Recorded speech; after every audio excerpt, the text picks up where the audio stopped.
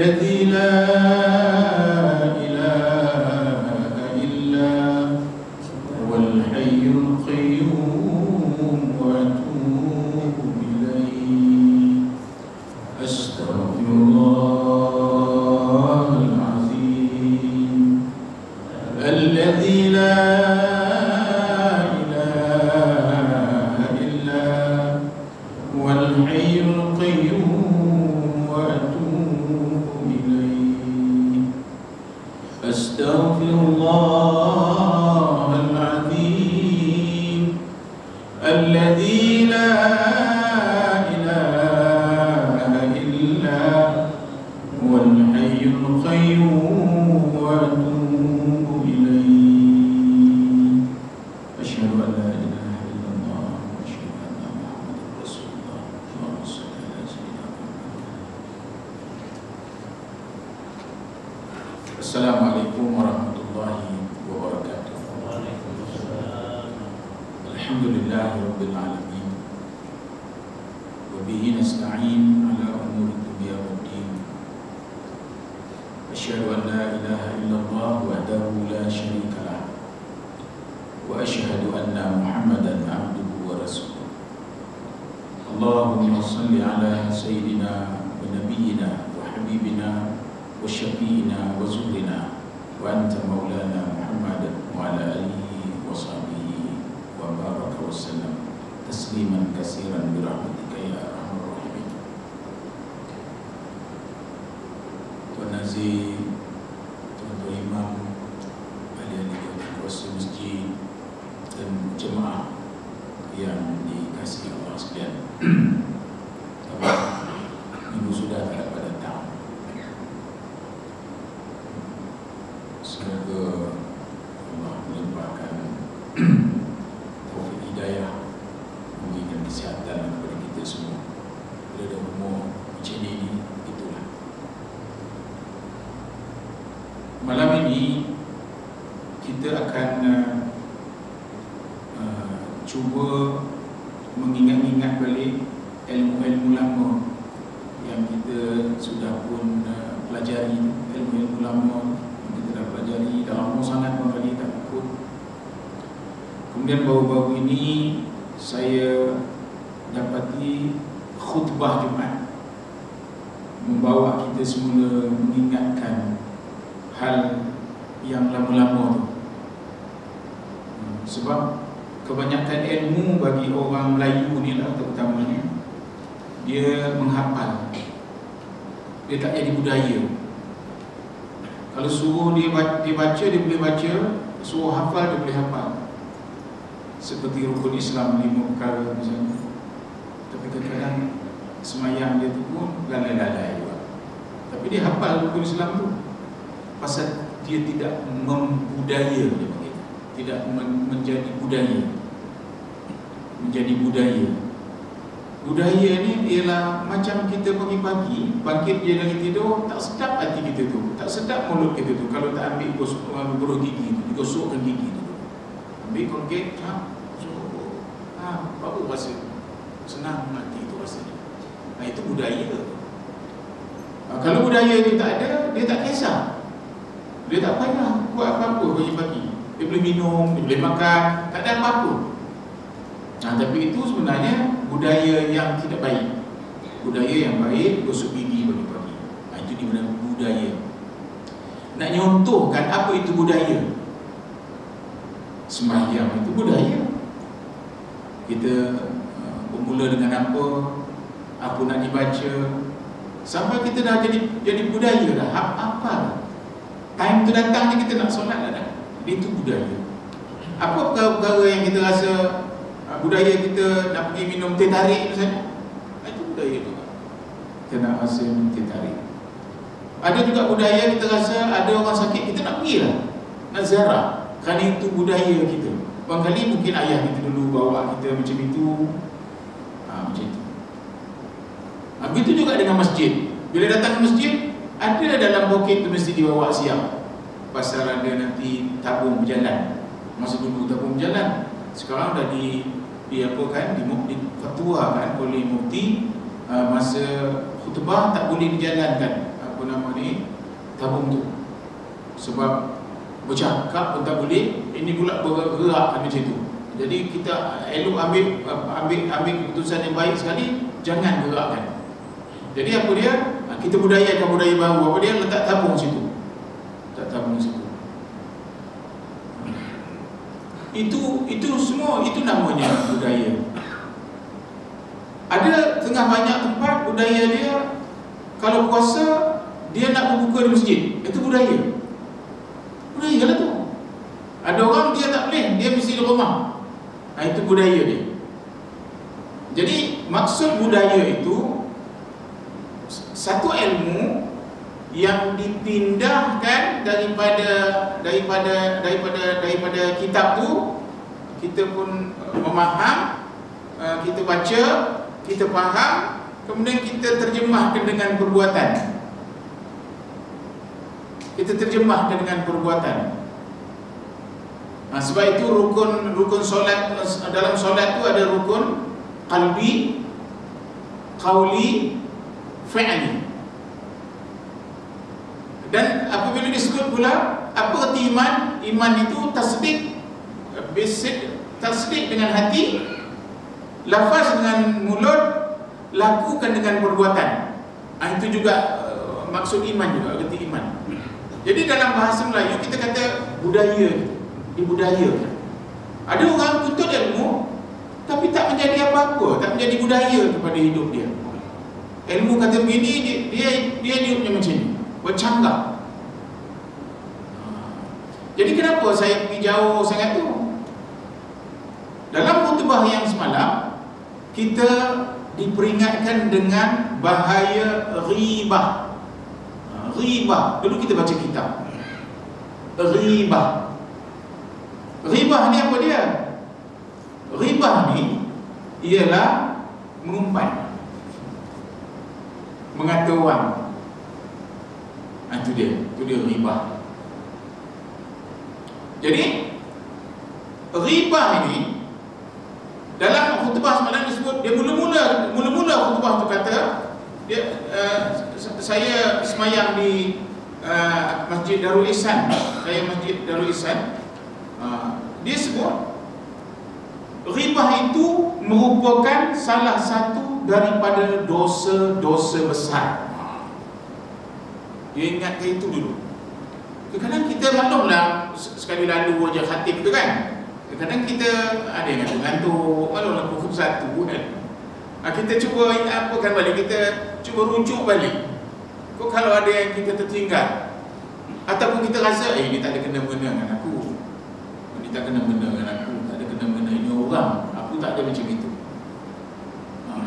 Jadi bila disebutkan ghibah itu, ia merupakan satu dosa besar. Itu mula-mula dalam khutbah tersebut dia bagi hukum dulu. Dosa besar. Dosa besar ni payah. Dosa besar. Apalagi kalau dosa besar itu berkenaan dengan orang, dengan manusia sama manusia. Dicontohkan katanya dalam hadis yang dalam khutbah ni, kita ulang balik je ya. Aisyah dalam satu program bersama-sama dengan Nabi nampak satu orang pendek, satu perempuan pendek, maka dia signal dekat Nabi Muhammad. Macam itulah agaknya tangannya pendek lah dia. Nabi kata qadir tabtiha, engkau telah menghibahnya, Allah, engkau telah mengumpatnya. Padahal dia bercakap benda betul, budak ni pendek lah. Dia tak makan nak gurau dengan suami. Suami, bang, agaknya begitu lah tangan ni. Tak adalah macam itu agaknya, tapi saya agaknya pendek ke. Engkau telah meribahnya. Nabi tu tegur Aisyah. Sampai macam itu. Jadi kalau itulah ajaran agama Allah ni, itulah ajaran agama Allah, saya ingat satu perkara yang terlalu banyak kita tersasul. terbuat. Moga-moga Allah ampunkan kita kerana kita mungkin jahil. Mungkin kita masa guru ngajar kita tak ambil heran sangat. Ataupun apalah riba-riba ni, apalah umpat ni. Biasa jumpa umpat ni kan sonok-sonok. Orang main golf pun umpat. Duduk kedai makan tu mengumpat. Itu dipanggil mengumpat, mengata, mengeji. Itu dia. Jadi dalam surah Al-Hujurat, disebut dalam khutbah itu dalam surah Al-Hujurat, ya, dalam surah Al-Hujurat, wala tajassasu wala yaghtab ba'dukum ba'da. Bermaksud, dan janganlah kamu mengintip atau mencari-cari kesalahan dan keaiban orang. Mengintip tak boleh. Ini tadi bukan ngintip tu. Ini ribah tu, mengata. Dia mengata tu. Ada perkara lain tu nanti. Kita boleh sebut cerita lain. Jadi kenapa agaknya khutbah kali ini bercakap mengenai ribah? Kerana ribah ini sekarang ni sudah menjadi satu tabiat, jadi satu budaya. Dan dia bukan lagi, kalau dulu saya akan bercakap dengan dengan Nazir. Tuan Nazir tahu ke? Apa dah tu? Tapi jangan cakap orang ni, Tuan Nazir. Kita tahu dulu je. Bini. Terima kasih, insya-Allah. Berdua je. Barangkali nak sampai kepada orang ketiga lambat. Selagi dia kuat iman, dia menahan rahsia tadi, lepas itu dia tercakap. Entah dengan isteri, entah dengan kawan rapat. Tetapi sekarang ni satu ribah yang kita paparkan dalam media sosial ni, dalam telefon ni, kemudian selepas kita tulis elok, tambah pula aksesori lain, gambar apa semua dan sebagainya, tekan satu, dia merebak kadang-kadang dalam 3 saat 1 juta orang baca. Kan? Macam mana itu? 1 juta orang baca, 1 juta orang tahu, 1 juta orang tu pula pergi sambung lagi, 1 juta lagi, habis semua orang tahu mengenai cerita orang tu. Pertama, belum tentu betul. Kedua, malu telah dibagikan kepada orang. Telah didapatnya malu. Maka dalam satu dalam khutbah itu juga disebutkan, atadruna mal ghibah, qalu Allah wa rasuluhu a'lam, qala zikruka akhaka bima yakrahu, qila afara'aita in kana fi akhi ma aqulu, qala in kana fihi ma taqulu faqad tabtahu wa in lam yakun fihi faqad bahatta. Tahukah kamu apakah ribah itu? Nabi bercakap dengan dia punya sahabat-sahabat semua. Tahukah apa itu ribah? Sahabat-sahabat menjawab, Allah dan Rasulnya lebih tahu. Kemudian Rasulullah SAW bersabda, engkau menyebut tentang hal saudara kamu yang ia tidak sukai.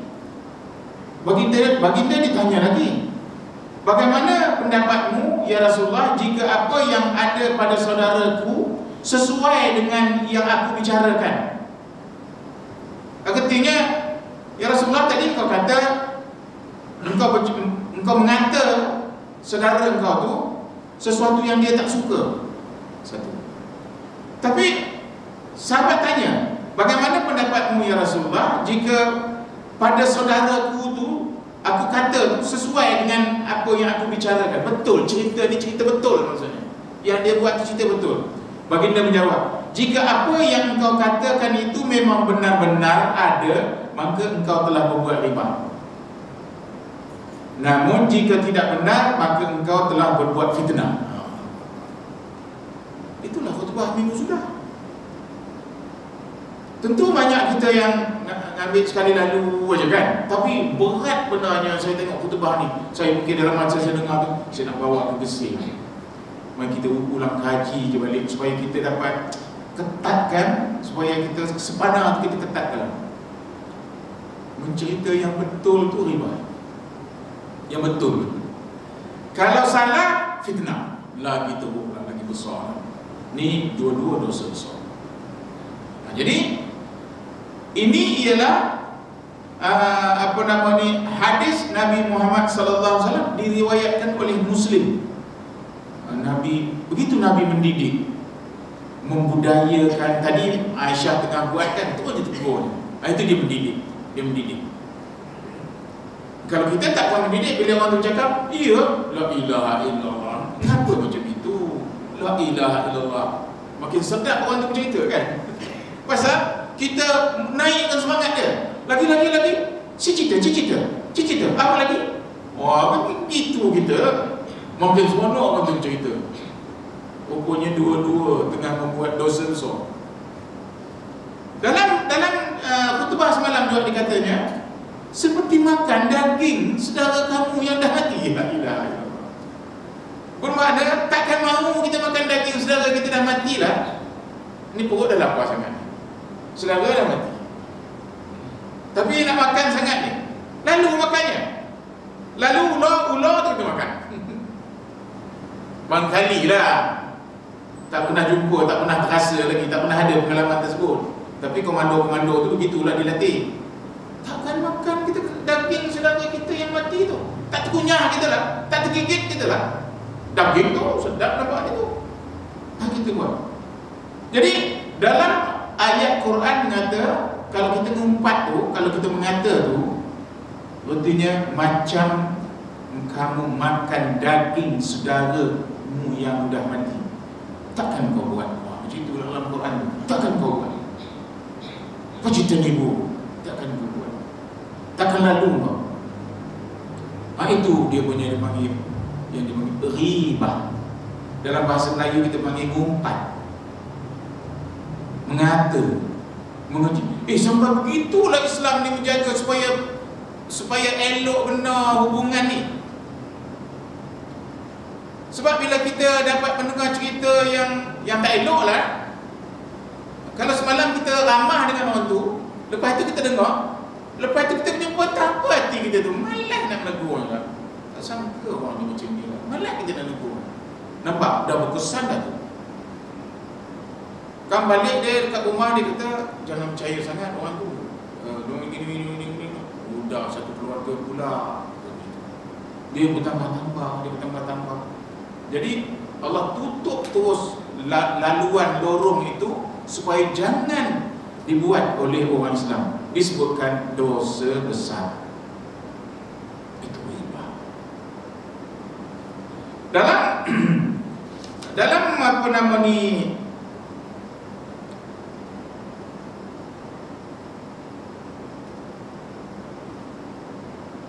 dalam riba ini juga, apabila dia masuk ke dalam media sosial ni, cuba tengok, berantakan. Satu negara berantakan. Bukan satu rumah, satu negara berantakan.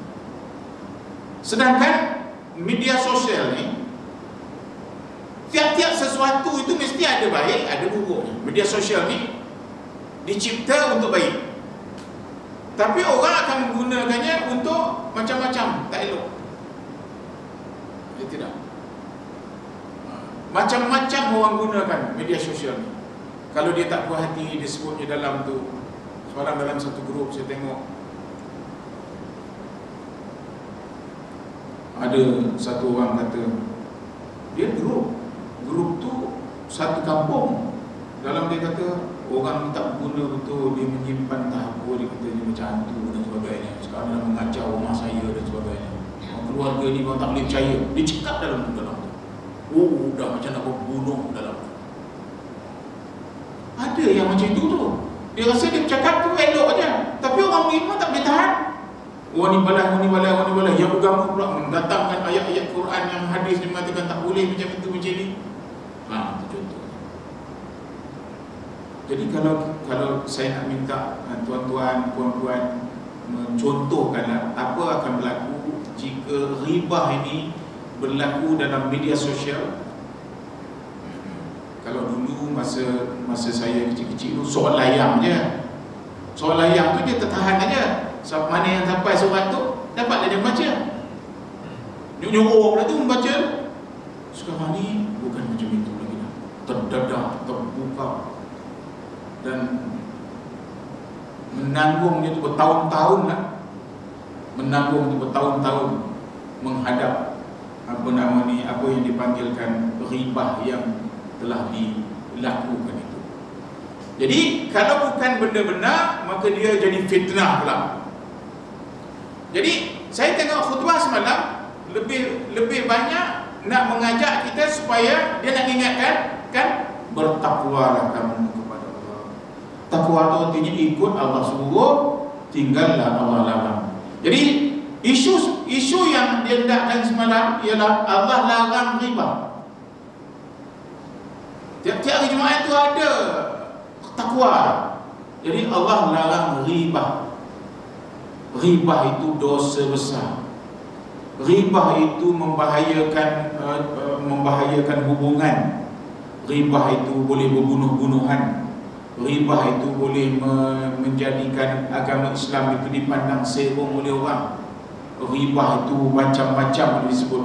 Jadi Allah Subhanahu Wa Taala dengan Nabi melarang kita melakukan riba, kerana riba itu larangan Allah. Maka hendaklah kita meninggalkan segala larangan Allah.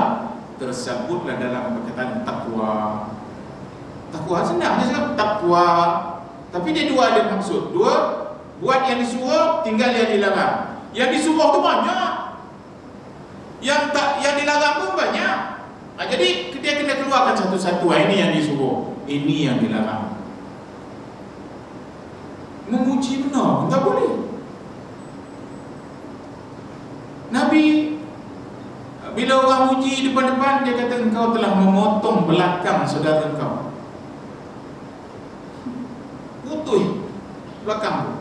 Pasal bila kena puji tu, barangkali Rasulullah menganggapkan orang tu nanti boleh jadi ngelupa-ngelupa tak tentu hala lah. Jadi cakap pun tak betul, apa pun tak betul. Kau telah pukul belakang kan. Kalau kau bertanya apa waktu itu, dia menjawab dah tak betul lah. Sampai macam itu. Sampai macam itulah Islam mengajar dan meminta supaya umat Nabi Muhammad itu berbudaya dengan budaya yang dilatihkan daripada kecil. Kita terkejut tengok latihan ni. Apabila budak-budak 2 tahun, 3 tahun kan, setiap hari didengarkan Al-Quran tu, surah-surah tu, surah Al-Quran, surah Yasin tu kan, dia dengan mudah boleh menghafal. Punya hebatnya tu. Itu dipanggil budaya tu, dia boleh hafal dari kecil tu. Sebab masa kecil tu otak dia nangkap. Bila dah berumur tu dia dah ada nangkap, ada nolak, macam-macam. Tapi masa dia kecil dia nangkap aja. Macam mesti berani je dia. Itu takutnya masuk benda-benda yang tak bagus pada dia. Jadi balik semula kepada pengajian pendek kita malam ini. Kita cakap pasal riba ni. Istilahnya riba. Istilah bahasa kitanya mengumpat, mengatalah dan sebagainya. Ya. Jadi ada tak ayat-ayat Quran, ayat-ayat Quran yang sebut yang sebut mengenai tak eloknya riba ni, dalam khutbah tersebut, wailul likulli humazatil lumazah. Semua ingat, khatib betul ingat. Wailul likulli humazatil lumazah. Kita selalu baca ayat ini dalam sembahyang dan sebagainya. Imam selalu baca apa? Celakalah bagi setiap pengumpat dan pencela. Tak payah tafsir dah. Celakalah setiap pengumpat dan pencela. Allah Akbar, celaka. Ni ayat Quran mencelakakan dia. Ada tafsir lain kata wail tu neraka wail. Tapi ulama menyebutkan celakalah bagi setiap pengumpat dan pencela. Siapa pencela aja, siapa pengumpat aja, celaka. Allah dah bagi gelaran tadi, celaka. Celaka tu apa artinya? Tanggunglah besok. Itulah maksudnya. Tanggunglah besok. Itu celaka. Celaka tu artinya akan nasib tak baiklah kau besok. Dalam kecelakaanlah kau besok. Kita selalu sebut kecelakaan tu accident, itu kecelakaan. Kita sebutkan jatuh, itu kecelakaan. Luka, itu kecelakaan. Itu kecelakaan tu artinya sadislah, akan merana lah, merana. Jadi celaka di sini bukan celaka yang itu. Ini celaka yang berkaitan dengan akhirat nanti. Orang yang yang lumazah ni, pengumpat dan pencela, lumazah, dua ni tak payah nak tafsir dah ayat ni. Tak payah nak panggil satu guru pula panggil, mari kita tafsirkan, tak payah dah. Jadi dalam khutbah yang pendek itu, dia sebutkan juga lagi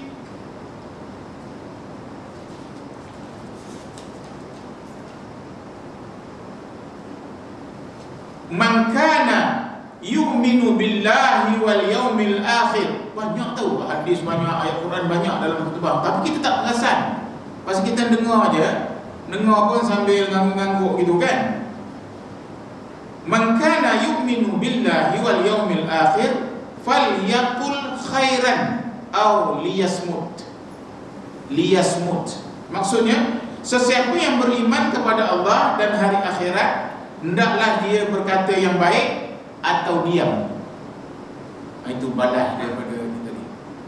Cakap baik-baik, benda-benda baik, dia cakap benda-benda baik, atau diam untuk mulut dia. Begitulah budaya yang Nabi nak ajarkan kepada umat Islam, supaya umat Islam ni benar-benar menjadi orang harapan kepada keluarga, orang harapan kepada saudara, kan? Innamal mu'minuna ikhwah, sesungguhnya orang beriman itu, orang mukmin itu bersaudara. Jadi saya dah selalu sebut, mukmin yang bersaudara itu mukmin. Mukmin itu apa? Mukmin itu orang yang membudayakan kepercayaannya. Itu mukmin. Kalau dia menghafal kepercayaan, pertama percayakan Allah, kedua percayakan malaikat, ketiga percayakan rasul, keempat percayakan kitab, kelima percayakan hari kemudian, keenam percayakan untung baik dan untung jahat datangnya daripada Allah Ta'ala. Itu hafal. Belum budaya. Bila budaya, aku beriman kepada Allah Subhanahu Wa Ta'ala. Orang nak rasuah kita, ambillah ni, minta maaf, aku kerja ni dari dapat gaji daripada Allah Subhanahu Wa Ta'ala. Allah kan nampak kan Allah ada sini? Allah ada di mana-mana. Allah melihat apa yang kau buat. Allah tidak serupa dan sebanding dengan apa sesuatu pun. Itu dia beriman tu. Sayyidina Umar telah berjumpa dengan seorang peniaga kambing, seorang pengembala kambing, budak hitam, budak kambing. Jualkanlah dekat aku seekor kambing ni. Tuhan kau bukan ada. Tuhan kepada Tuhan aku ada. Dia nampak. Pengembala kambing dia, tapi budaya dia beriman tu. Sayyidina Umar terkedu. Sayyidina Umar tengok. Begitu didikan Rasulullah SAW tu, ya Allah. Sebab itu senang kita bagi aja amanah dekat orang, berjalan semua elok. Bagi aja amanah, meninggal je Rasulullah SAW, sahabat-sahabat ribu-ribu keluar seluruh dunia dakwah. Kalau sekarang ni meninggal, tak ada, kita duduk aja situ, tak ada, kita nak buat kerja.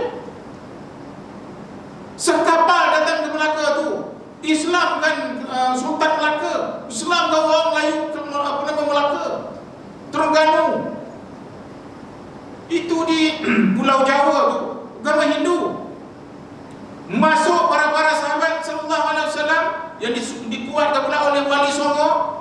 Habis Islam semua orang tu. Cuba kalau orang tu dulu tak dibudayakan oleh Rasulullah sallallahu alaihi wasallam. Jenis macam kita ni. Meninggal nangis. Tapi pertama petang pergi tengok kubur mak tu.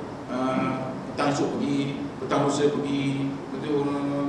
Apa itu seminggu sekali, apa itu sebulan sekali, apa itu setahun sekali, apa itu apa tak pergi lagi dah. Habis lalang semuanya. Iman kita.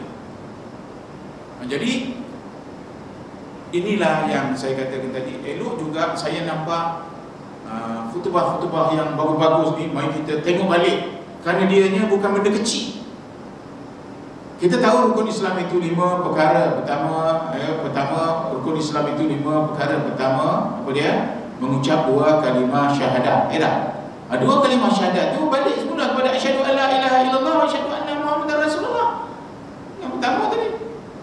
Tak ada itu, tak ada lah boleh semayang. Semayang tak laku kalau awak tak Islam. Jadi, oleh kerana itu, cabang kepada kenapa kita bersemayang? Semayang ini ialah rukun Islam ini ialah membudayakan kita bagaimana bermasyarakat. Bagaimana bermasyarakat. Masyarakat ni semua kita kena sama-sama faham. Semayang itu mula-mula tentukan apa nak kita semayang ni. Semua orang kena tahu. Kita nak semayang Zuhur, Allah, kita tahu apa matlamat kita datang semayang ni. Ni kita nak semayang Isyak, kita tahu semua Isyak. Semua orang tak payah cakap lagi dah. Dah sama. Kedua, apa nak niat? Apa nak baca memula? Apa nak kedua? Apa ketiga? Apa keempat? Kan kita mengikut imam gitu. Kalau imam salah, salah lah, boleh macam tu? Tak boleh. Subhanallah. Imam pun faham. Dia tak kena. Ini yang kita katakan ada latihan dalam solat tu yang dipraktikkan dalam masyarakat, dan kalau itu dilaksanakan dalam masyarakat, insya-Allah kita akan jadi itu. Termasuk tadi riba. Riba ni mengecilkan hati. Riba ni tersinggung orang. Ada orang alim tak ada lagi datang ke masjid pasal riba. Ada orang lain lari kan meninggalkan kita kerana dia riba. Dia rasa tak adil benar aku dicakap macam tu, aku tak buat. Dan dia pula tak mestilah tak dibagi kesempatan pun nak pertahankan diri dan sebagainya kan. Jadi sampai macam itu sekali Allah tak ada kita sampaikan menegur imam tu pun tak boleh. Dah lama jadi imam pun baca pun tak lekat lagi, baca tak fasih, kenapa? Boleh macam tu negur, yang tak boleh. Subhanallah. Nampak? Tak ada cacat apa-apa. Imam pun tahu apa yang tak ada. Last sekali kalau dia tak ingat juga, dia terujun juga nanti di akhir sekali, subhanaman la yanamu la yasbu. Kita pun ikut je semua.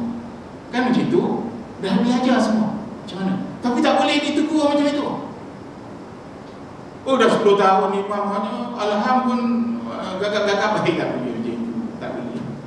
Itu dipanggil riba. Riba ni sangat bahaya untuk kehidupan kemasyarakatan dan sebagainya. Jadi malam ni mana yang kita mendengar ni kita sampaikan, kerana riba ini larangan dan dia dosa besar. Dan kalau kita dah terbuat, kita anggap itu kita jahil. Orang pun tak nerangkan bahawa ini sebesar itu dosanya. Ya, sebesar itu dosanya. Kita boleh mengaji lagi dari kitab-kitab kan, apa pula dia punya hukum dalam akhirat, apa pula hukum, boleh nanti boleh dikaji lagi. Apa lagi pula tak tahan kita. Sebab Allah berkehendakkan kita semuanya berbaik-baik sangka. Sebab itu Nabi kata senyum itu sedekah.